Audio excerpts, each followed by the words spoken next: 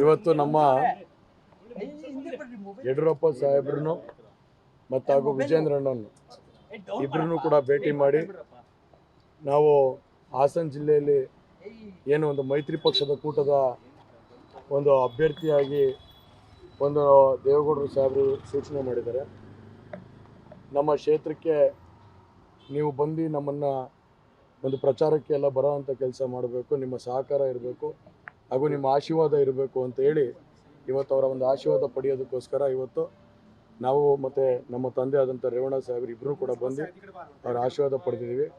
ಅವರು ಸಂಪೂರ್ಣ ಭರವಸೆನ ನಾನೇ ಖುದ್ದಾಗಿ ಅದು ನನ್ನ ಚುನಾವಣೆ ಅಂತೇನೆ ನಾನು ನಡೆಸ್ಕೊಡ್ತೀನಿ ಅಂತ ಹೇಳಿ ಇವತ್ತು ವಿಜೇಂದ್ರಣ್ಣವರು ಮತ್ತು ಹಾಗೂ ಯಡಿಯೂರಪ್ಪ ಸಾಹೇಬರು ಹೇಳಿದ್ದಾರೆ.